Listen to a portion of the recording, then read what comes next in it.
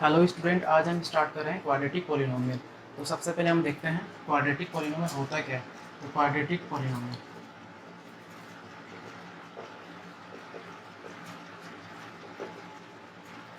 तो इसका जो जनरल फॉर्म है वो हमने लिखा था। General form P x equal to A X square plus B X plus C, जहाँ पर ए इक्वल टू क्या है, A equal to coefficient of X square, B equal to coefficient of X and C equal to constant term. तो ये तो था general form of quadratic polynomial. अब बहुत से स्टूडेंट को कंफ्यूजन होता है कि पॉलिनोमियल और इक्वेशन में क्या डिफरेंस होता है। तो पॉलिनोमियल में इक्वल टू में ज़ीरो नहीं होता, बट जब क्वाड्रेटिक इक्वेशन होगा तो उसमें इक्वल टू ज़ीरो होता है। इसका मतलब है उसमें इक्वल टू का साइन होगा, इक्वल टू ज़ीरो में कन्वर्ट कर सकते हैं। यहाँ पर पी एक्स है, वहाँ पर पी एक्स नहीं होता, वहाँ पर ज़ीरो होता है। तो इक्वेशन और पॉलिनोमियल में डिफरेंस यही है कि इक्वेशन में क्या होता है, इक्वल टू में जीरो होता है। तो ये तो था general form of quadratic polynomial, और ये हो गए ए बी सी कोफिशिएंट्स हो गए।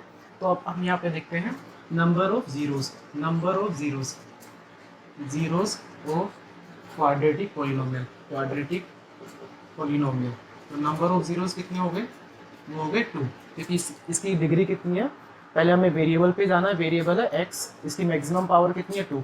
तो नंबर ऑफ जीरोस कितने हो गए 2। उसके बाद में हम जनरल फॉर्म में लिख लेते हैं number of zeros equal two degree of polynomial. तो नंबर ऑफ जीरोस कितने होंगे, जितनी पॉलिनोमियल की डिग्री होगी। तो अभी ये क्वाड्रेटिक पॉलिनोमियल इसकी, इसलिए इसकी डिग्री है 2, तो इसीलिए इसके जीरोस कितने हैं 2। तो हम जनरल फॉर्म में किसी भी पॉलिनोमियल के लिए लिख सकते हैं नंबर ऑफ जीरोस क्या होगा, डिग्री ऑफ पॉलिनोमियल। तो ये तो था general form of quadratic polynomial. अब हमें देखना ये है कि क्वाड्रेटिक पॉलिनोमियल को हम सोल्व कितनी तरीके से कर सकते हैं। तो ये तो था क्वाड्रेटिक पॉलिनोमियल। अब इसको हम 3 तरीके से सोल्व कर सकते हैं। जो पहला मेथड है वो है फैक्टराइजेशन मेथड,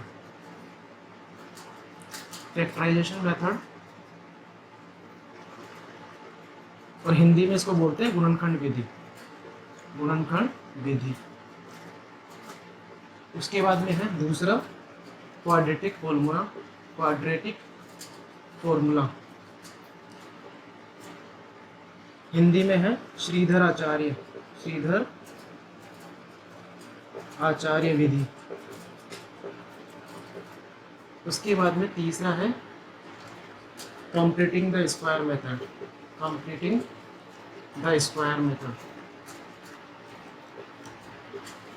हिंदी में इसका नेम है पूर्ण वर्ग विधि। तो किसी भी क्वाड्रेटिक पॉलिनोमियल को सोल्व करने के लिए हमारे पास कितने मेथड हो गए, 3। फर्स्ट है फैक्टराइजेशन मेथड, सेकंड है क्वाड्रेटिक फॉर्मूला, और थर्ड है कंप्लीटिंग द स्क्वायर मेथड। तो अब हम एक एक मेथड सीखते हैं। तो और क्वाड्रेटिक पॉलिनोमियल को सोल्व करने का मीनिंग है उसके हमें जीरोस फाइंड करने, मतलब एक्स की ऐसी वैल्यू फाइंड करनी है जिस पर क्वाड्रेटिक पॉलिनोमियल की वैल्यू 0 हो जाए। तो अब हम फर्स्ट मेथड देख रहे हैं, फैक्टराइजेशन मेथड।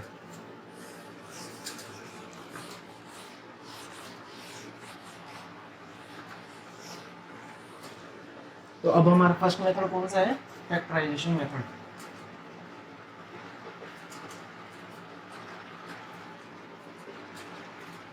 हिंदी में नाम है इसका गुणनखंड विधि, और इसी को बोलते हैं मिड टर्म स्प्लिटिंग, या फिर हम इसको क्या बोल सकते हैं, मिड टर्म स्प्लिटिंग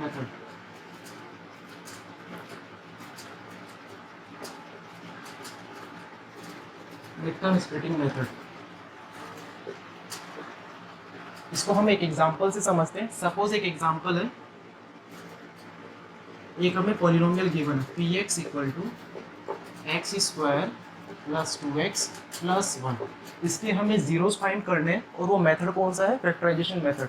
तो हमें फैक्टराइजेशन मेथड से इसके जीरोस फाइंड करने हैं। तो फैक्टराइजेशन मेथड के लिए हमें करना क्या होता है, पहले पॉलिनोमियल को लिखते हैं x square plus 2x plus 1। हमें करना क्या होता है, एक्स स्क्वायर वाली टर्म है इसका कोफिशिएंट, और जो कांस्टेंट टर्म है। फैक्टराइजेशन मेथड वापस से रिपीट कर रहा हूँ, फैक्टराइजेशन मेथड से कैसे सोल्व करते हैं। एक्स स्क्वायर का कोफिशिएंट यहाँ पे कुछ भी नहीं है, तो हम कितना मान सकते हैं 1। तो अब हमें करना क्या होता है, इस एक्स स्क्वायर का कोफिशिएंट और जो कांस्टेंट टर्म है इनको मल्टीप्लाई करना है।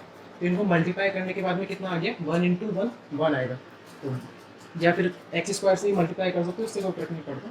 तो 1x स्क्वायर मल्टीप्लाई बाय 1, तो ये हो गया 1x स्क्वायर। या फिर हम सिर्फ कोफिशिएंट ले लेते हैं क्योंकि एक्स तो हम बाद में ऐड कर देंगे, तो सिर्फ हमें 1 से मतलब है, एक्स स्क्वायर तो हम ऐड कर देंगे। तो अब हमें देखना ही है कि मल्टीप्लाई करने के बाद में आया 1x स्क्वायर। अब हमें नंबर दो ऐसे नंबर फाइंड करने हैं जिनका मल्टीप्लिकेशन तो 1 आए, बट ऐड या सब्ट्रैक्ट करने के बाद में उन दोनों नंबरों का नंबर क्या है, 2। तो मल्टीप्लाई करने के बाद में तो 1 आए और ऐड या सब्ट्रैक्ट करने के बाद में कितना है, 2।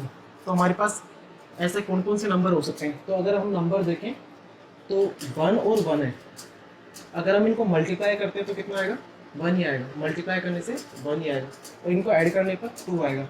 तो 1 + 1 = 2। तो हमारे पास ये नंबर सही है। तो अब हमारे पास इसका कोफिशिएंट है x, तो इन दोनों की भी हमें क्या लगाना है, x लगाना। तो हमारे पास दो नंबर ऐसे कौन से हो गए, 1x और 1x। अब हम इनको वापस से चेक कर लेते हैं एक बार। मल्टीप्लाई करने से 1x स्क्वायर आना चाहिए, तो इन दोनों को मल्टीप्लाई करने से कितना आ रहा है, 1x स्क्वायर। ऐड या सब्ट्रैक्ट करने से कितना आना चाहिए, 2x। तो इन दोनों को ऐड करने से कितना बन रहा है, 2x। तो हमें सिंपली क्या करना है, ये तो ऐसे कैसे लिखना है, 1x स्क्वायर, और इस 2x की जगह ये दोनों नंबर लिखने हैं, 1x और 1x, प्लस में 1x प्लस में 1x, लास्ट में है 1। और हम 1 कोफिशिएंट होता है तो इसको लिखते नहीं है, तो डायरेक्ट x भी लिख सकते हैं। तो अब इन दोनों में कॉमन क्या रहा है वो चेक करना है। तो 1 तो हम लिखते ही नहीं सिंपली, तो इस 1 को तो हटा देते हैं। तो इन दोनों में कॉमन क्या रहा है वो कॉमन लेना है। तो यहाँ पर x है और यहाँ पर x स्क्वायर, तो मिनिमम पावर कॉमन आएगी। तो इन दोनों में x कॉमन आ रहा है। इसके बाद में x स्क्वायर को x से डिवाइड करना है। कॉमन लेने का मतलब होता है डिवाइड करना। तो x स्क्वायर को डिवाइड करना है x से, तो x स्क्वायर अपॉन x, तो ये कितना आएगा, x आएगा। तो यहाँ पर कॉमन लेने के बाद में कितना हो गया, x। प्लस का साइन है, प्लस का साइन हो गया। उसके बाद में यहाँ पर x है और यहाँ पर भी x है, तो इस x को किससे डिवाइड करना है, इस x से। तो ये कितना बन जाएगा, 1। तो इसको डिवाइड करने के बाद में कितना बन गया, 1। सिंपली हमें यहाँ पे भी कॉमन लेना है, और ये ध्यान रखना है कि यहाँ पर कॉमन लेने के बाद में जो ब्रैकेट में वैल्यू बनेगी वो इसकी तरह बननी चाहिए। ये दोनों वैल्यू सेम होती है। तो यहाँ पर x और यहाँ पर 1, तो कुछ भी कॉमन नहीं आ रहा तो 1 तो हमेशा कॉमन आता ही है। तो इन दोनों में कोफिशिएंट क्या हो, यहाँ पर कोफिशिएंट 1 लिख सकते हैं, तो इन दोनों में 1 कॉमन आ सकता है। तो हम यहाँ पर क्या कॉमन लेंगे, 1। उसके बाद में इस पूरे को 1 से डिवाइड करना है, तो 1 से डिवाइड करने से वही नंबर रिपीट होगा। तो ये कितना हो गया, x, प्लस का साइन है प्लस 1 को 1 से डिवाइड करेंगे तो 1। अब ये दोनों नंबर सेम बन रहे हैं यहाँ पर, तो हमें क्या करना होता है, जो ब्रैकेट के अंदर नंबर है उसको एक बार लिखना है। ये दोनों सेम है, उसको सिर्फ एक बार लिखना है, x + 1, और जो ब्रैकेट के बाहर नंबर है x और ये +1, इसको एक बार लिखना है, x + 1। तो ये तो हो गए इसके फैक्टर हो गए। हमें जीरोस फाइंड करने थे, जीरोस फाइंड करने के लिए इक्वल टू में 0 करना है। अब इन दोनों का मल्टीप्लिकेशन कितना है, 0। तो ये कब पॉसिबल हो सकता है, या तो फर्स्ट नंबर 0 या सेकंड। तो हमें दोनों कंडीशन चेक करनी होती है। तो फर्स्ट वाली को वैल्यू को चेक करते हैं, x + 1 = 0। तो यहाँ पे x = कितना आ जाएगा, ये राइट हैंड में जाएगा तो -1 हो जाएगा। सिंपली यहाँ पर भी ये भी x + 1 = 0। तो x = ये भी उधर जाएगा तो -1। तो x = -1 और x = -1, ये दोनों क्या हो गए, इस क्वाड्रेटिक पॉलिनोमियल के जीरोस। तो हमने कौन सा मेथड सीखा है, फैक्टराइजेशन मेथड, या फिर मिड टर्म स्प्लिटिंग मेथड भी बोल सकते हैं। और इसकी वैल्यू कितनी है, x = -1 और x = -1। या फिर एक और एग्जांपल से समझते हैं इसको।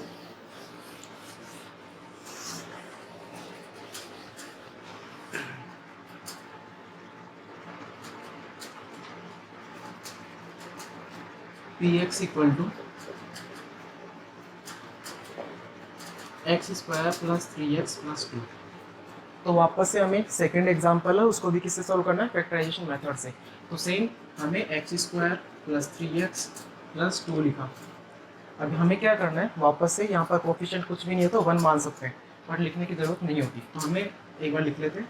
उसके बाद में इन दोनों को मल्टीप्लाई करना है, तो 1 × 2। तो 1 × 2 करोगे 2 आएगा, तो 2x² हो गया कंप्लीट, क्योंकि ये 1x² था। तो मल्टीप्लाई करने के बाद में कितना आ गया, ये 1x² को 2 से मल्टीप्लाई किया तो 2x²। अब हमें दो ऐसे नंबर फाइंड करने हैं जिनको मल्टीप्लाई करने के बाद में तो आए 2 आए, कोफिशिएंट चेक करने से 2 आए, और ऐड या सपरेट करने के बाद में 3 आए। तो यहाँ पर नंबर है 2 और यहाँ पर नंबर है 3। तो अगर हम 3 1 जब 3 लेंगे तो वो ज़्यादा हो जाएगा। तो हम 1 से स्टार्ट करते हैं, 1 × 1, तो 1 1 जब 1 होगा, तो ये 2 तो नहीं हुआ, तो ये सिंपली ये दो ही नंबर हो सकते हैं, 2 into one. 2 into one multiply करने से कितना हो जाएगा 2, बट ऐड करने के बाद में क्या ये 3 बन रहा है, 2 और 1 कितना हो जाएगा 3। तो हमारे पास दो नंबर क्या हो गए 2 और 1, और इनके कोएफिशिएंट क्या लगाने हैं, हमें x लगाना। तो फर्स्ट नंबर हो गया 2x और सेकंड हो गया 1x। तो हमें करना क्या होता है, इस पॉलिनोमियल के अंदर इनकी वैल्यू रिप्लेस करनी है। तो ये तो रहा एक्स स्क्वायर, 3x की जगह हमें इन दोनों नंबर्स को लिखना है, 3x को वापस नहीं लिखना है, इनकी जगह 2x और 1x लिखना है। प्लस का साइन था, ये दोनों नंबर प्लस के हैं तो प्लस का 2x प्लस का 1x, और ये कितना है प्लस का 2। अब हमें वापस से इनमें कॉमन लेना है। तो यहाँ पर इन दोनों में कॉमन क्या रहा है, यहाँ पर 1 है, यहाँ पर 2 है, तो नंबर्स तो कॉमन नहीं आ सकते। उसके बाद में है एक्स स्क्वायर और x, तो मिनिमम पावर कॉमन आती है तो x कॉमन आएगा। वापस से एक्स स्क्वायर को x से डिवाइड करना तो ये बनेगा x, प्लस का साइन है प्लस, 2x को x से डिवाइड करेंगे, 2x को x से डिवाइड करेंगे तो x से x कैंसिल हो गया, कितना बचा 2, तो प्लस का साइन था तो प्लस का 2। उसके बाद में इन दोनों में कॉमन देखना है, तो यहाँ पर x है, यहाँ पर x नहीं है, तो x तो कॉमन नहीं आएगा, और यहाँ पर 2 और यहाँ पर 1, तो कुछ भी कॉमन नहीं आएगा तो 1 कॉमन आता है, तो हम कॉमन क्या लेंगे 1। अब 1x को 1 से डिवाइड करना है, 1x को 1 से डिवाइड करना है, ये कितना बचेगा x, ये हो गया x, प्लस का साइन है प्लस, और 2 को 1 से डिवाइड करेंगे तो वापस से क्या आएगा 2 ही आएगा। और ये हमेशा ये ब्रैकेट के अंदर सेम वैल्यू बननी चाहिए। तो अब ये दोनों सेम आ गए तो उसको एक बार लिखना है, तो ये बन गया x प्लस 2। सेकेंड देखना है हमें, ये बन जाएगा ब्रैकेट के बाहर जो वैल्यू उसको लिखना होता है, ये तो बन जाएगा x प्लस 1। तो ये तो था